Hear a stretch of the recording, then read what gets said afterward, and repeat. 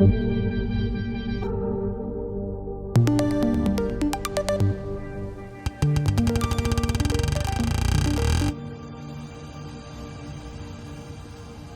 have everything. We have food, clothes, friends, all the necessities served.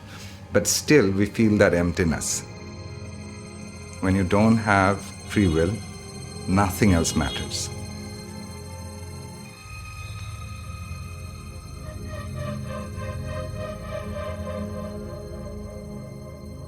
You'd be isolated in a dark cell for months. Nothing was as strong as music in the healing part. Once you have free will, you have everything. If you don't have that, you have nothing. Nothing matters. Long take.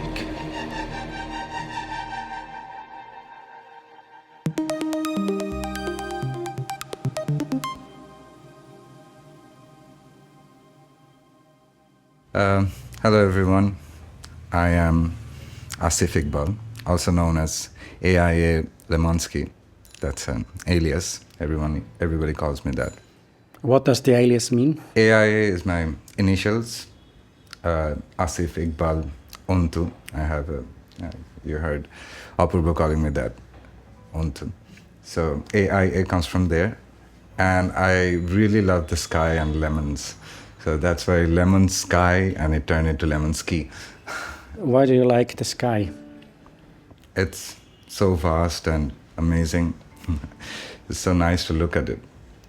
And also everything in there, the moon, the stars, the clouds, the changes of colors, everything. It just fascinates me on a very different level. That's why lemon, I just love the flavor of it. It's the flavor of it, and also the metaphors attached to it, like when life gives you lemons and make lemonade or turn it into something else, something good. I always believe in that to some extent. You need a little bitterness with all the sweetness or this everything that is going around, probably. It's natural. Tell a bit about your story and what is important for you as a human being, but also in art. I don't even know if I should call myself a musician, because my relationship with music is very recent, actually. I never thought I could make songs or even tried to make songs. So then I was put into a very different and difficult situation. And then somehow I started writing, and at one point I got a guitar.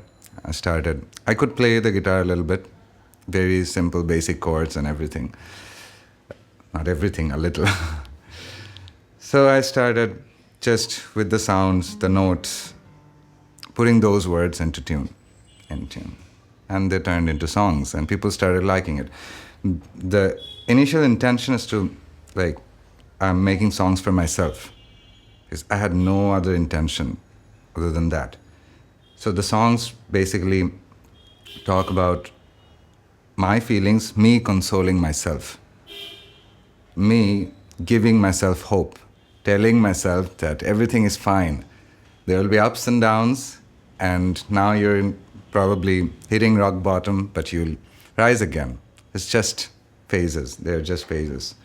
And also talking to other people, imaginary people who are not in my situation, but I didn't realize until I was in this situation that I lost a lot of valuable things, and I wasn't noticing. When I didn't have them, I started noticing them, and I thought it's my responsibility to let the other people know. So basically my songs revolve around those topics, those things, those realizations, missing things, realizing values, and also telling myself it's okay, just hold on, hang in there. So that's how it started, and accidentally, or fortunately, I was in jail, actually, prison. So the jail authorities proposed me, you should record your songs and give it to us. We have a YouTube channel, we're going to put it there. You started with it in jail, singing the songs. So one can imagine you were there, had a lot of time, and were starting writing down ideas. Actually, music is just a small part of the whole journey. I started writing and drawing at first. Then I started getting involved in the administrative works, the correctional uh, initiatives, and all those. I did a lot of things there. So I had to be busy all day. I had to work. I had to do something. Either it's managing things or like organizing things or running things. I initiated 7 institutions in prison, different kinds: educational, cultural, artistic, computer learning, even music. So sports. I had to keep track of everything. I was kind of the main in the main management team of all of those. So every day was very hectic, very hectic. I had to wake up at 6, and usually people go back to their lockups at 6 p.m., around 6 p.m. But I got a little bit of extra time because there were more work. I couldn't finish in time by 6. So they used to lock me up at around 8 or 9. So 6 to 9 at night. It was a long day every day. After that, I was alone. And that was the time I could contemplate, I could reflect on my thoughts and completely be in solitary. And that's the time when I made these songs. And sometimes I used to make 3-4 songs a night. Did you have a guitar then? Yeah. After we established the cultural institution, it was a school come experience sharing center. It was called Monon Charcha Kendra, which means a center for psychological improvement or flourish, enrichment. So there we proposed and we asked a few people if people could donate musical instruments, and people responded from the outside. They sent a guitar, a tabla, a set of flutes, a harmonium, 4 or 5 instruments, and that's how the instruments came in. It was like the first time any musical instrument got inside jail. Everyone was excited. So as I knew how to play the guitar a little bit, I knew a bit of a few notes and all that. So I used to, whenever I was alone, I used to sit with the guitar and like humming to myself. And I had a lot of things written by then. I have like 27, almost 30 books like this. There are fatter ones as well, like this one. I can show you these if you want. Notebooks that you write. Yeah. Full with thoughts and Yeah. So those words started connecting with the tunes, and they started being songs.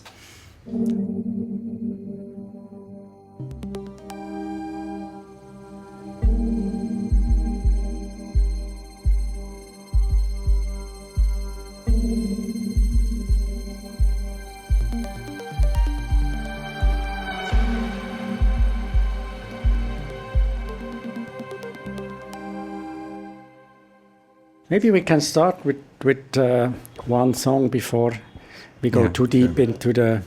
into the story. Yeah, there is a song. It's called Kichu Nahi, which means nothingness.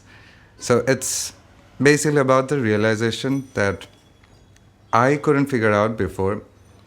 We have everything. We have food, clothes, friends, all the necessities served. But still, we feel that emptiness. Sometimes we feel like we don't have anything. Nothing matters. So then, when in there, I realized what makes all the difference. It's the absence of free will. When you don't have free will, nothing else matters.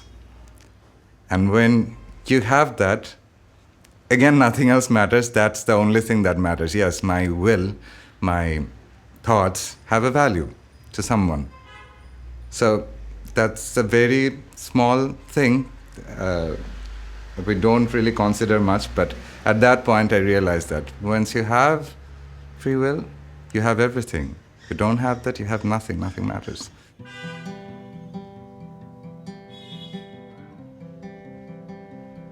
And all these songs are very lyric heavy, Not very musical, but I hope.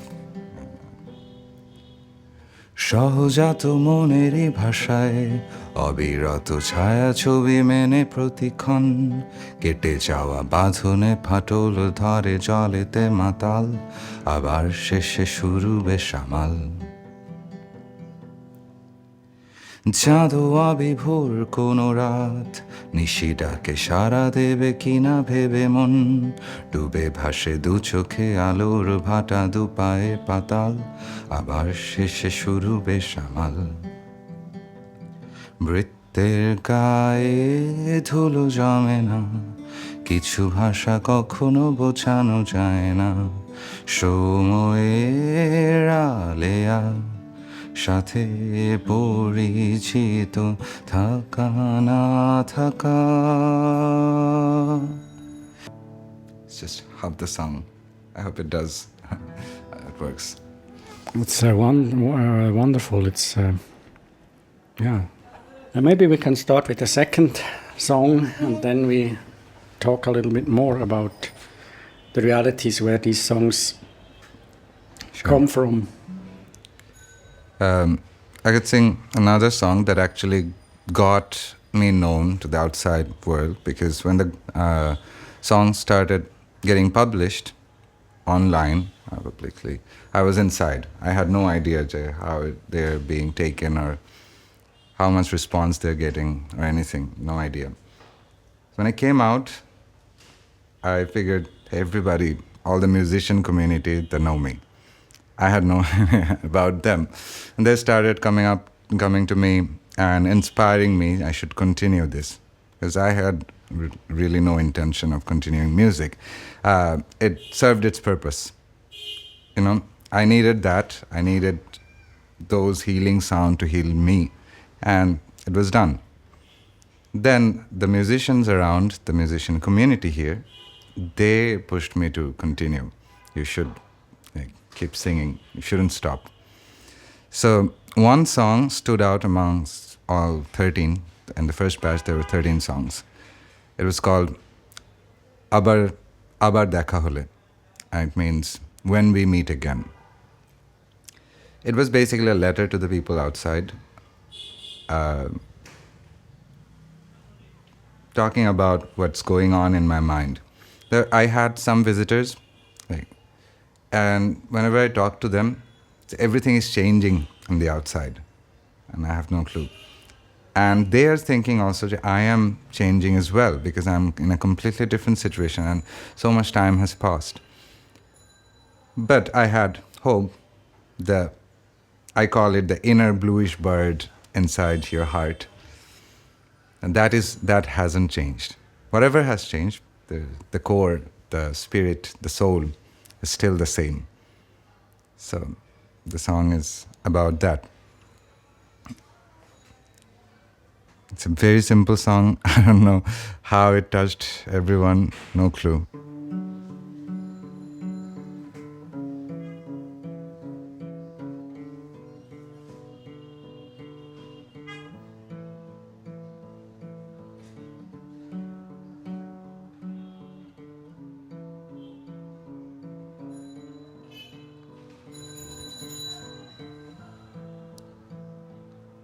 সেই বাসস্টপে আবার মোহময় সন্ধ্যার ফাঁকে চকচকে magazine আয়না হবে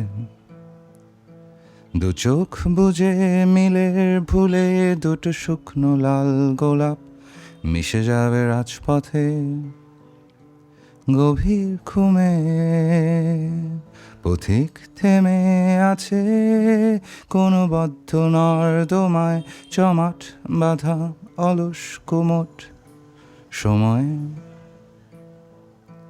বছর পাঁচেক ঘুমের শেষে হয়তো রোদেলা এক সকাল জাগবে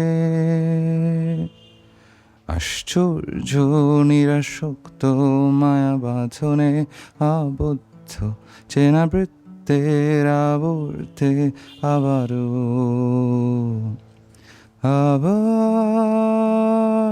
দেখা হলে মিলিয়ে নিও মনের ছবি, শুনেছি বদলে গেছে, জানি বদলায়নি বুকের খাঁচায় উদাস নীলাভ পাখি। আবার দেখা হলে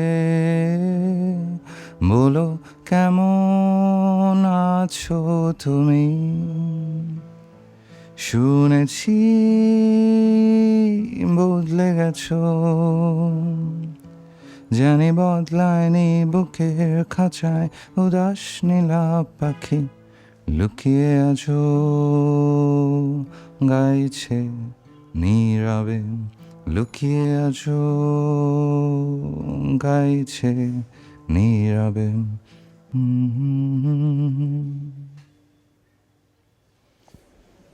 Thanks a lot. Whenever I sing this song, it takes me back to that situation to some extent. I don't feel bad. I feel hopeful. It takes me back to those situations when I made this song. Can you explain how the situation was to someone that didn't experience that? How can we imagine that?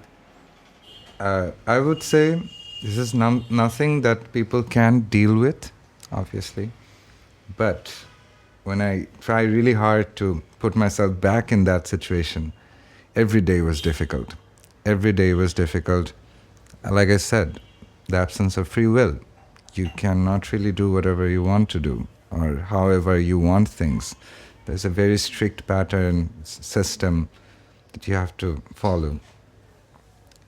And basically, a long stay in there crushes your hopes and dreams. It's like constant fight between whatever you wanted to achieve in life, the times passing by, and so many things could have happened and they're not happening and just not ending. So those uncertainties, those confusions, those are like killers. If you know a definite time that, yes, I'm going to get out after 2 years or something like that, it's completely different. Then you at least have a mindset, I have to stay. It's not easy. It doesn't make it easier anyway. But when you don't know, when you're going to get out, hopes will come. Yes, it can be the next day, it can be after a week, it can be after 10 days. But 10 days, a week passes, and it's not happening. This kept happening to me like over and over again. My parents told me I was getting out every 2 weeks. And it went on for 6 years. So those uncertainties are killers. What did I do to deserve this? Why did I have to deal with it? Those questions. Because I don't know if I should say this, Bangladesh is a very unpredictable, very, to some extent, chaotic, system-wise, chaotic country. So there are a lot of uncertainties. There are no definite security. If you don't do anything wrong, nothing will happen to you. You cannot believe that. Anything can happen to you anytime. I hate being a pessimist about this, but that's the fact. It doesn't mean that something is always happening, something bad is always happening. It's a very nice place to live in, and I love this city, at least, this country. But you have no idea what bad things is waiting for you just outside the door. So, and in my observation, there are 3 kinds of people who go to prison in Bangladesh. You know, the defendant and the person who files the case. Right? It's basically their positions in society. If the guy or the person who filed the case has more money or more power, then the other person, doesn't matter if he committed a crime or not, is going to go to prison. And the third one is, you have to be very unlucky. Sometimes you're walking, just minding your own business, and the police are going to pick you up because they have to feel a certain quota of like catching criminals, and probably they fell short on that day at that moment, and they just needed someone to like accuse, and they just pick you up. So these are the three types of people who end up in jail, and none of them can be defined as criminals. That's the problem. So there's a lot of uncertainty, there's a lot of hopelessness, and hopelessness gives out the best kind of hopes. Or when you achieve something, the feeling is really great. From limitations, like I had a lot of limitations. When I came up with these drawings, the songs. These drawings you have to explain. The room is full of books with writing, drawings. You can explain a bit about these drawings. Yeah, sure. But every page has a long story. Anyways, so when I went in there, it was a very unbelievable place. It seemed like I was just dropped inside a medieval setting. There's no technology, nothing. Just people pushing everything, like carrying carts, for, food on carts. And the place was super dirty. There were garbage everywhere. There were no maintenance. And the buildings were really old, like 200, 300-year old.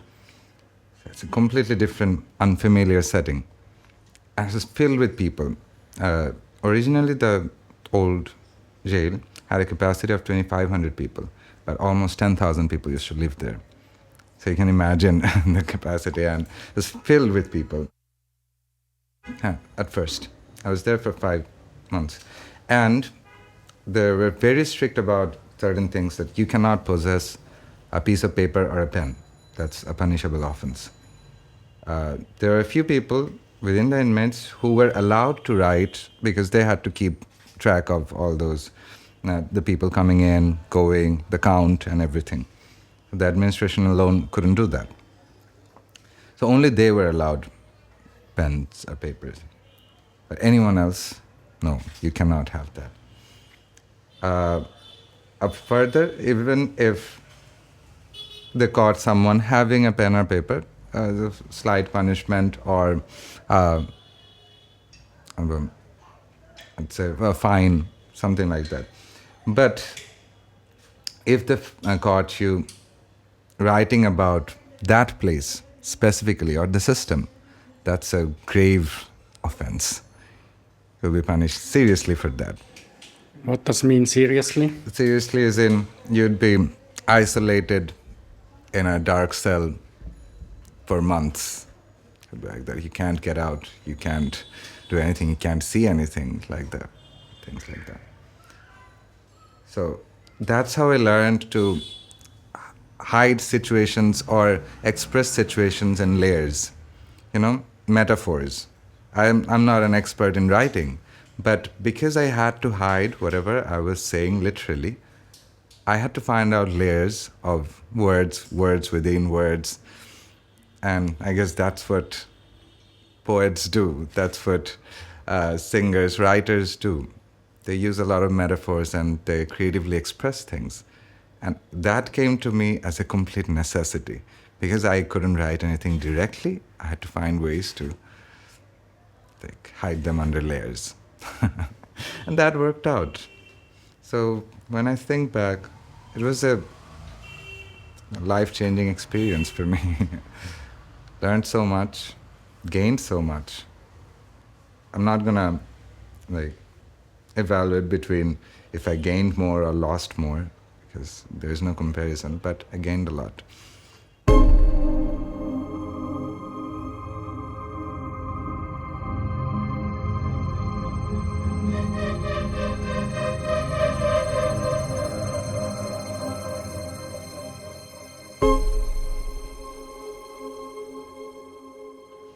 What does music make made with you when you were in this place, and in the evening you were alone?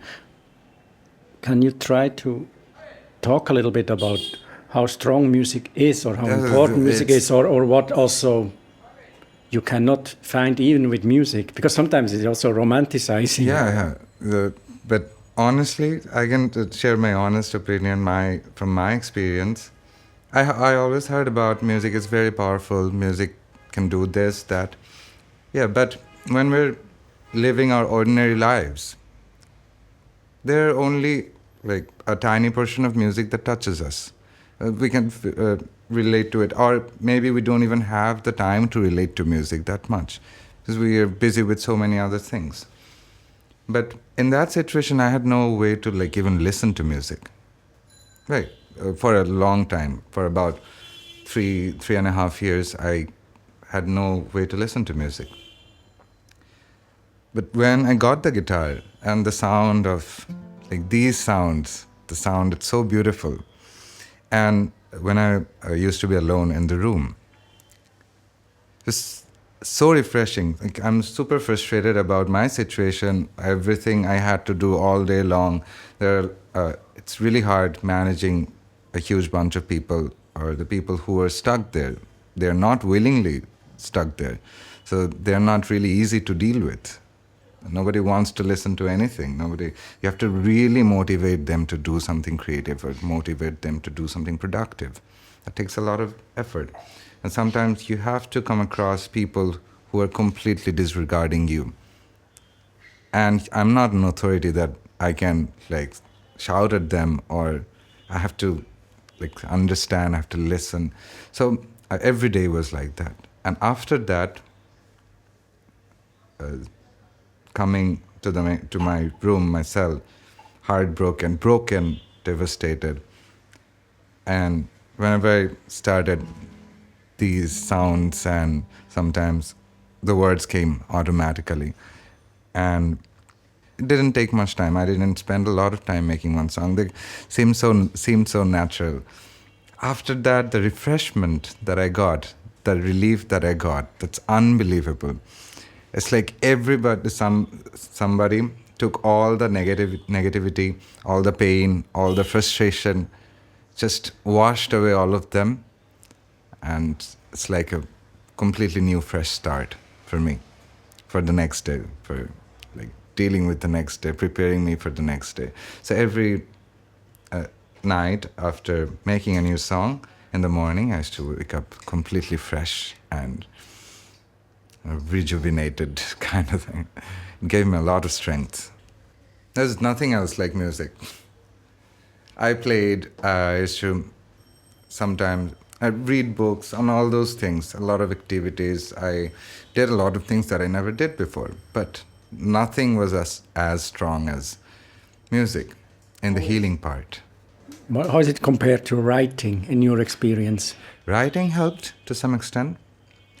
Writing helped, like letting out the thoughts and everything. But, like I said, the refreshing feeling of something being created, and that can also work as a medicine for myself and give me the energy or strength to go on, carry on another day. Nothing else gave me that. And drawing? Drawing worked like a meditation for me. The style I drew in, the points and the scribbles, it took a lot of time, a lot of scribbling, and they worked like meditation, like focusing on something, forgetting about everything. So they helped me through the present. Music prepared me for the future. That was the difference. And writing? And same.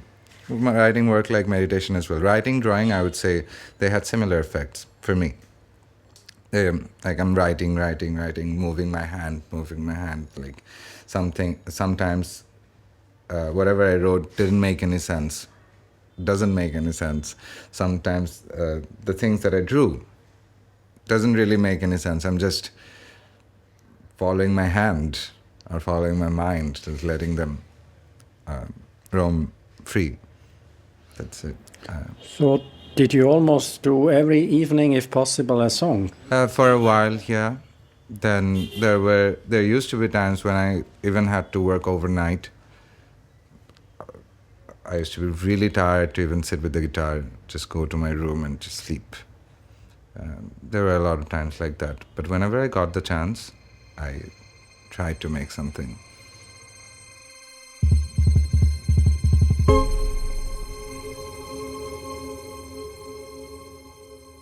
We have another song that fits to this, what you're talking about. The refreshing part, yeah. Although this song isn't written by me, but I love this song. This was written by another one who was there with me. So this song is called Chorke, and it talks about all the innate wishes that we have. We grow up, but we have some childish thoughts like that. I don't know how to explain this. I can literally try to translate the song.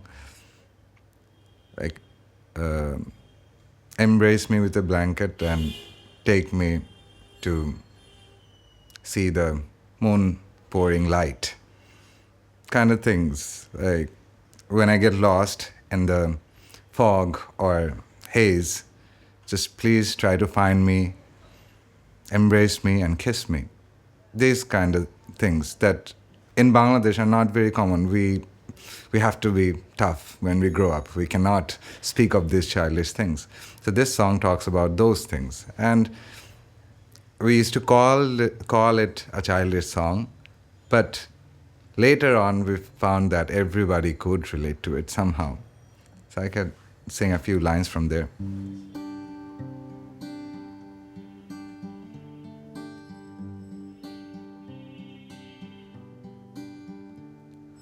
আমাকে চাদরে মুড়িয়ে আদরে জ্যোৎস্নার বর্ষায় ভেজাতে নিয়ে যাও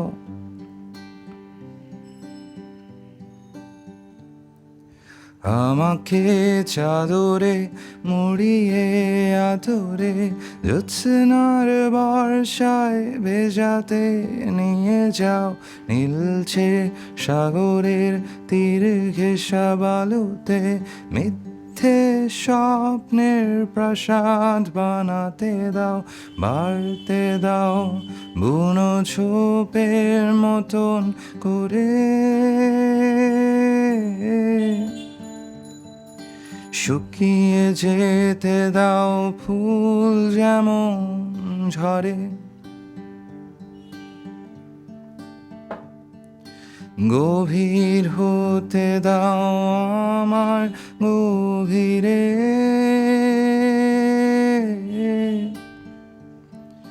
রাতের সাথে অন্ধকার যেমন বাড়ে. Thank you a lot. Now we hear a lot of life in the back.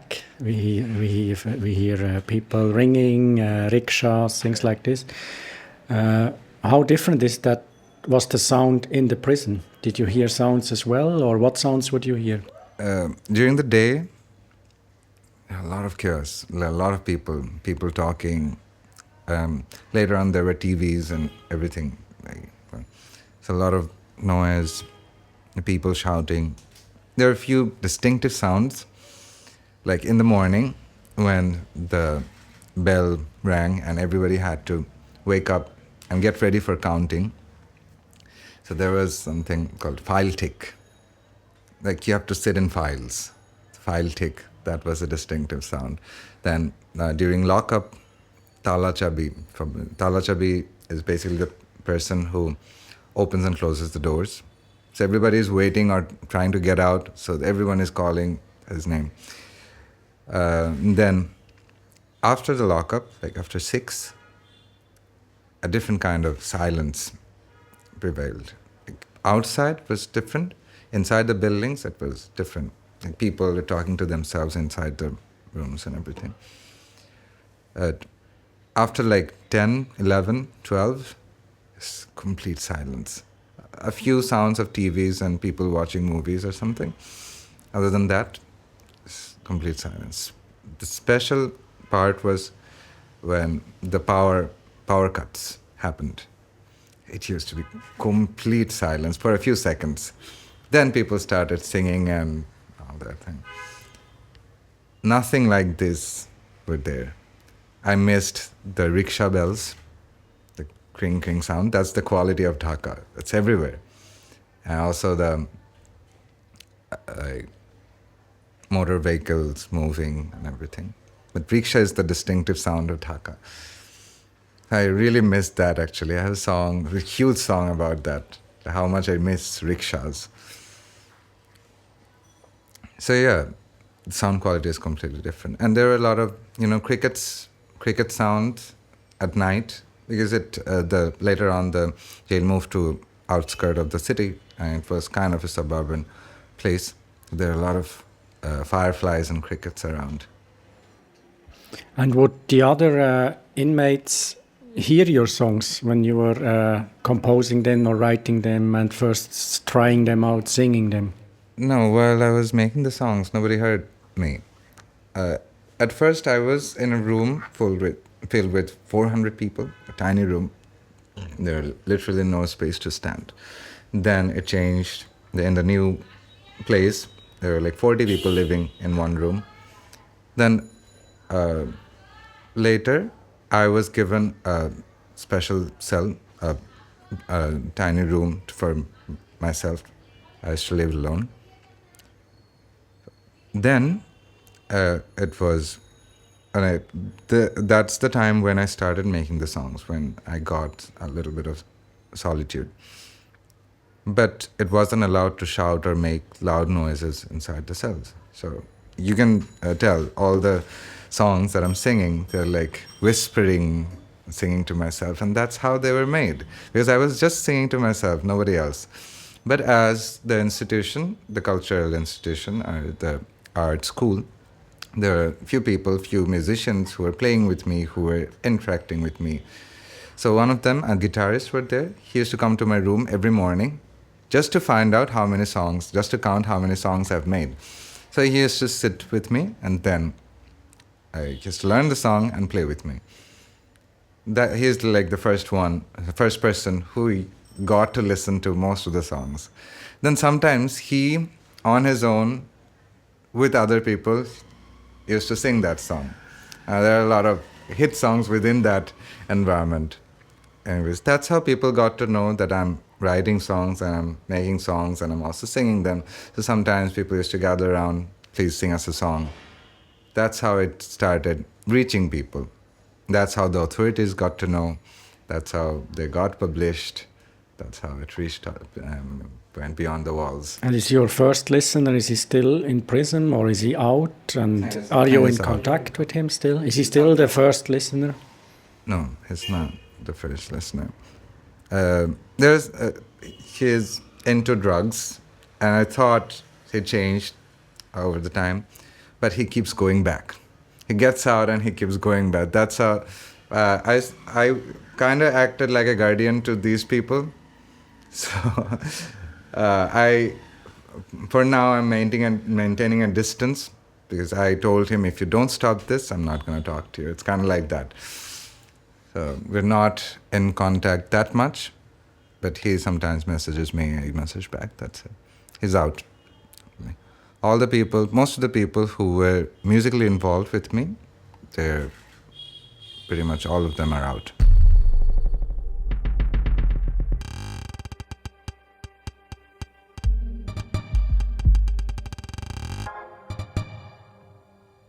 So when in the prison, then you started to learn with others or teach others. How did that happen? When you go inside prison, you're assigned a job, basically. You have to do something. So at one point, the jail the superintendent changed, and the new one was kind of productive. He had good visions about the place. So he approached me, Jay, we want to paint this wall. Usually there is a painting in every jail, so can you paint this? I didn't want it, because you have to stand in the heat, the middle of the noon, and paint on the outside wall. But once I started it, I enjoyed it so much, because I was holding paint and making brush strokes on a huge surface after so long. I offered them, I want to paint all the walls. Can you do that? Yes, if you let me, I can. Then I started painting. I painted all the walls for 4 months. We kept painting. There were a lot of walls all around, like smaller boundaries, bigger boundaries. So that's how they thought that, yes, I can execute things that I say. It's not just, I'm not just bluffing, I can do things. So they started paying me respect. So they started discussing with me about new initiatives. So at first I started with a school, a bigger school where like 200, 300 people could come in and study. Then I initiated a religious school. I needed that because religious people you have to keep on your side in this country. So that was because I wanted to start something cultural or artistic. Religious people are the first one who are against those. So this is how I had to plan, had to manage everyone, have to convince everyone, get in their good sides and start something. For me, it was like I have to do something. I was used to that busy lifestyle. I always used to do something. I'm into photography, animation, filmmaking, all of these at some point of my life. So if I want to play the guitar, I cannot ask it just for myself. I have to make it available for everyone. Then, as a part of them, I can use it. I want to paint. I cannot ask for that favor from the authorities. Please let me paint. They won't let me. So I had to make sure that everyone can, so that I can as well. I want to read books. So besides that library, where the bad librarian was, I initiated another library where you can go anytime and read books, and I can take it out for free and everything. So that was another challenge. I want to read books. So let's make a library so that everyone can read books as well as me. And the library was a good thing as well. I asked my friends outside to donate books. A lot of people donated books. At the first lot, there were like 2,000 books coming in. I got a lot of help from the outside. So this is how the whole thing progressed. And when I wanted to create the music studio, there was this small setup, not even a sound card, just a microphone plugged in the PC. Yeah, I learned producing there. As I worked with the administrators, I had access to internet a little bit. I'm taking a lot of time. So I had access to internet. I used to go to YouTube and download one tutorial a day. I used to watch that and then apply it on the PC, the computer lab. That's how I learned, like one step at a time every day. I learned Fruity Loops, the FL Studio. No help at all, just the tutorials on my own. And that's how we recorded. May I ask how it happened that you had to go to prison? Did it have to do with artistic things? Because you were saying you were into photography, multimedia. What happened? The act I was sent to prison on, the act was related to defamation. But you can charge anyone with any kind of cases here. Basically, I don't know if I should say it. It really doesn't matter right now. Basically, I fell victim of someone's ego and grudge. That's it. How long were you in prison? Around 6 years. And now when you are outside, are you creating new songs? Yeah. And how different is it? Is it completely different? They are very different, I would say. But also the producing of it, the creation of it. Yeah, producing, I can't make time to actually refine songs because I got into that habit of like constantly making songs almost every day, every other day. And still, it's going on. I stopped because I had this mindset because the solitude I got in there, it's not available outside. There's so many things happening, so many distractions, the internet, the phones, people, friends, all those people. So I made that mindset. Once I get out, I can't make any songs. So this is it. Whatever I did here, and that's it. I'm probably never going to make any songs. I wasn't looking forward to it either. Then I went on a trip to Bandarban, I think. And suddenly I felt like writing something and making a song. And that song came out completely different about that environment. So after that, I have been making songs and making new songs every other day, and not really getting the time to mix them, master them, or anything. What do you do to make a living? I am a professional graphic designer. So that's how I earn most of my living. Also, I practice architecture, although I don't like the practice in Bangladesh. It's super hectic and there's a lot of problems in between. So I also am a video editor. So I edit videos professionally as well. There are this and that, but these don't really give me the satisfaction of creating something beautiful or something original or creative. And this is where music comes in. We don't earn through this. We don't even expect to earn through this. This is just to relieve all of these hardship that we have to face in the professional field. So it's still, in a way, the same. It has still the same value in a different environment, basically.